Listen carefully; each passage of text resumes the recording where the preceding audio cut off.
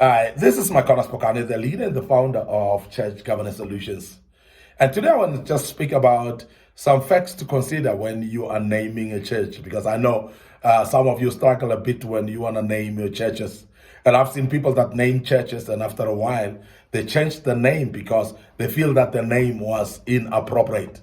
Now, if you are just starting a ministry and you are naming your church, and I want to urge you to take note of what we're speaking about right now, because that may help you in some few factors that comes into play when you are naming a church.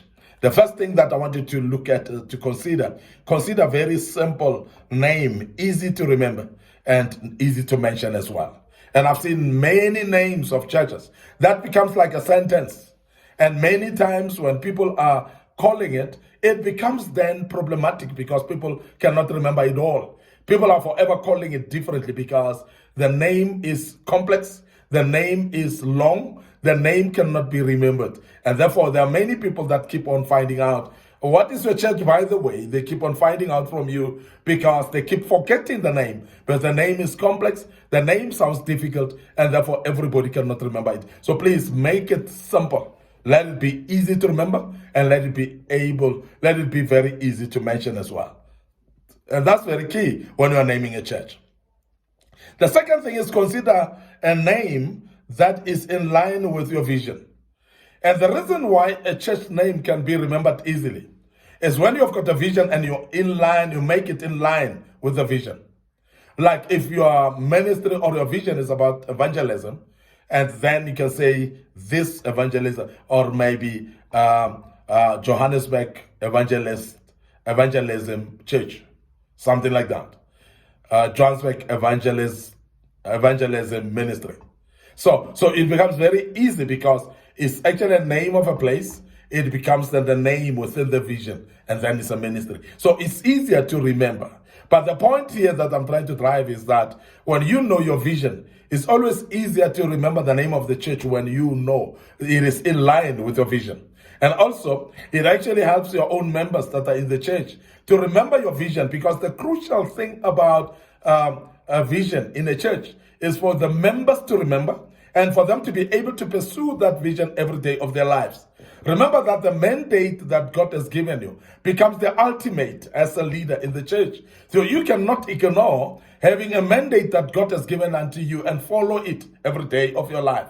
This is very crucial. And I want to advise pastors that the mandate, which is your calling, becomes very important. Your vision becomes very important. So if the name can be in line with the vision, and it can serve a purpose of reminding the people about the vision so that they can pursue it every day, that will be very crucial, and that will be very important for you as well.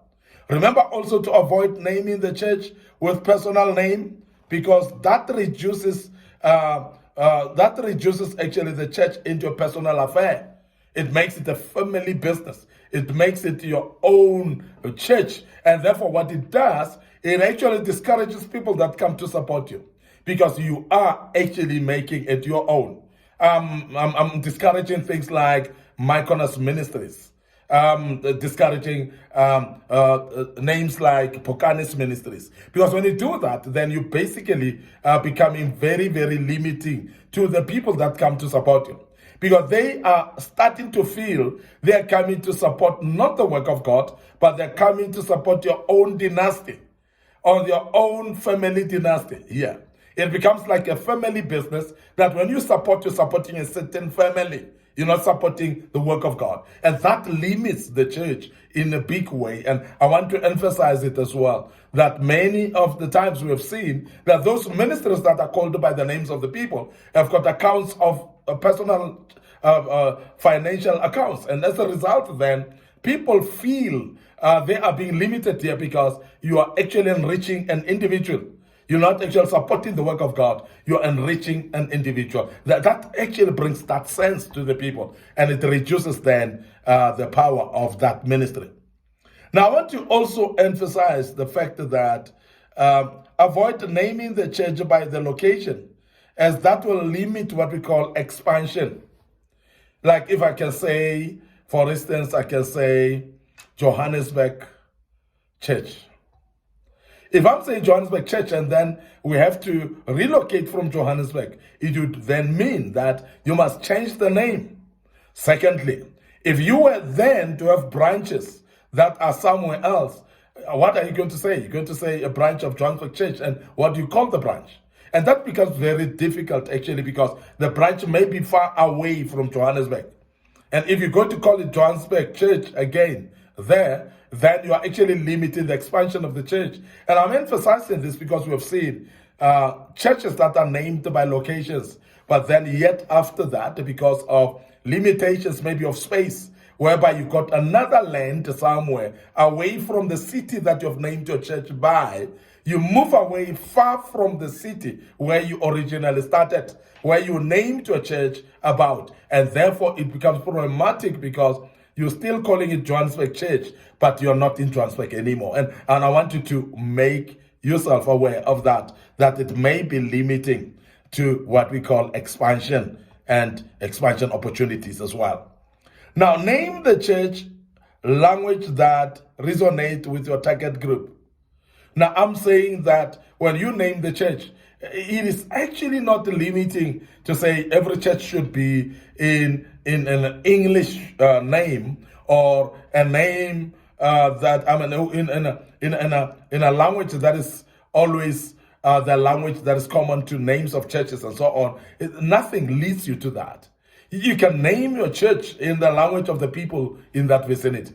You can name a church in the language that is common to the people. It doesn't necessarily mean that you should actually name a church in English only. But majority of the people who have seen that they are limited or leaning towards English only because they have seen many other churches named in English. So therefore, it's like a church must have an English name. And I must emphasize that is very key, that you take notice of that the church doesn't necessarily need to be named in English. It could be in any other language, and that will be powerful as well. So please remember that. Name the church in the manner that is not contrary to the scriptures as well, because there are some churches that are so contrary to the scriptures, contrary to the doctrine as well, just the name itself. So I want you to understand that it is the name of a church should be biblical in nature, in the sense that whatever name it is, but it must actually not oppose the Bible. It must not oppose scriptures. It must not oppose also the doctrine. So it's very important that you name a church. You become cognizant that the name of the church doesn't oppose the Bible itself. I want to end up here today, your host, Micornus Phokane, the leader and the founder of Church Governance Solutions. Thank you very much for listening to us and being part of this great topic. And I hope that you're learning quite a bit out of this. But before I check out today, I want to remind you of our YouTube channel, Micornus Phokane, and also Young Men Empowerment Forum. So please subscribe to that YouTube channel, click the notification button. Don't forget our Facebook page, Micornus Phokane and Church Governance Solutions. So please like those pages, follow us there, click the notification button as well. The good Lord will bless you as you do that. And also don't forget our TikTok account, which is trending right now. And very exciting that our young listeners, our young viewers are actually following us on TikTok. Enjoy it. And I want to say to you, browse through for other videos that we have posted in the past, and it will help you to follow us there. And you'll realize that there are many other materials that we have posted that may be very useful to you and your church. And the good Lord will bless you as you do that. Allow me to check out right here and say cheers for now.